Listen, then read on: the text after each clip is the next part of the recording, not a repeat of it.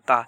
घटना उन दिनों की है जब इंग्लैंड में डॉक्टर एनी बेसेंट अपने वर्तमान जीवन के प्रति निराश थी और एक सार्थक जीवन जीने की ललक उनके हृदय में तीव्रता से उठी थी। एक दिन अंधेरी रात्रि सभी परिवारजन गहरी नींद में सोए हुए थे। केवल वही जाग रही थी और आत्मा की शांति के लिए इतनी बेचैन हो उठी कि इस जीवन से भाग जाने का ख्याल मन में लाकर सामने रखी।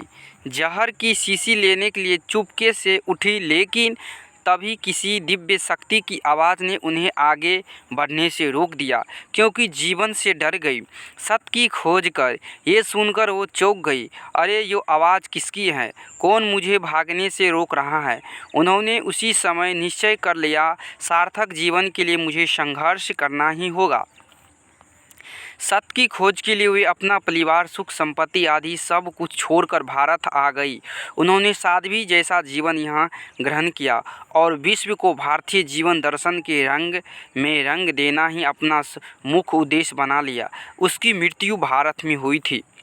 इस प्रसंग का उद्देश्य अंधकार से प्रकाश की ओर जाने के लिए भी मनुष्य को संघर्ष करना पड़ता है, जिसके दौरान वो अपनी शुद्ध चेतना को, समर्पण भाव को जागृत कर जीवन लक्ष्य की प्राप्ति कर लेता है।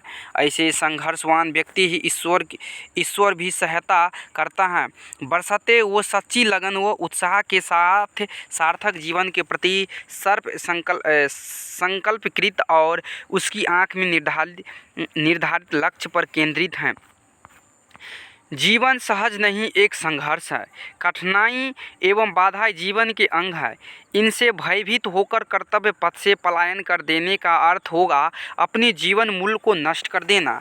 सत्य तो यो है कि कठिनाई और दुख पर विजय प्राप्त करके ही मानव ने इस भौतिक संस्कार का इतना ऊंचा विकास किया है।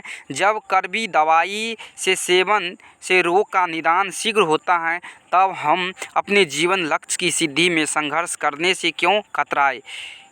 हेनरी फोर्ड का कथन ध्यान देने योग्य है। त्रेता युग में श्री राम जी को 14 वर्ष का वनवास मिला था और फिर लंका पर विजय प्राप्त करने के पश्चात लौटने पर राजगद्दी मिलते ही उन्होंने सीता जी के निष्कासन पर एकला जीवन लेना पड़ा था। द्वापर युग में श्री कृष्ण के होते हुए भी धर्मराज युधिष्ठिर सहित 5 पांडव भाइयों को 12 वर्ष का वनवास और साथ में 1 वर्ष का अज्ञातवास झेलना पड़ा था।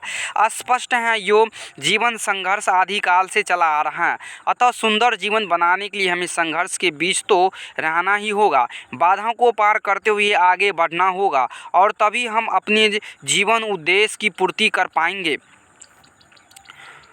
दोस्तों, इस चैनल को सब्सक्राइब कर लाइक कर दीजिएगा इस तरह का वीडियो देखने के लिए। राधे राधे।